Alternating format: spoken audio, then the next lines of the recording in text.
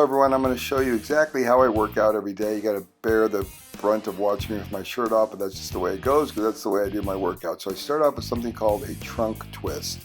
And I'm really just trying to loosen up and kind of warm up right now. I try to twist as far as I can, both sides, full range of motion. Then I drop down and I start my push-ups. This is really the core of what I do. I do 70 push-ups without stopping. I could only do 10. I worked up to 20, and then I got up to 30. I just kept progressing until I got more and more. And then when I get done, I'm exhausted. I go into a fetal pose, if you will, here for about maybe 4 or 5 minutes.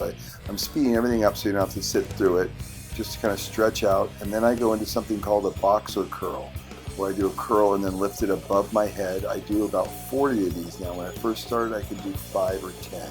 I do everything to the point of exhaustion where I cannot do any more.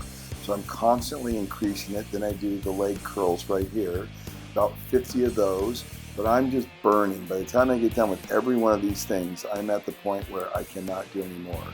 And then I learned these crunches from Greg Glee.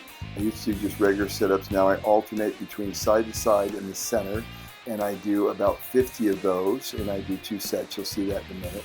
And I drop back and I do bench presses and I do 15 of those. Again, in the beginning I could only do 2 or 3, and then I do 5 pull-ups, and then I repeat the entire circuit again. Start with the trunk twists and do 50 of those, which just stretches everything out. Then I can only do about 30 push-ups the second time around. I do the fetal pose, then go back to the boxer curls. I get 40 of those in the second time. I do 50 of the leg curls again. I drop back and I do 50 again of the crunches, alternating back and forth each side. And then after that, I drop back and do the bench press 15 times. I can get that for the second circuit, no problem. And then I do 5 pull-ups, which are very, very difficult. I can barely do one, and that's my workout every day.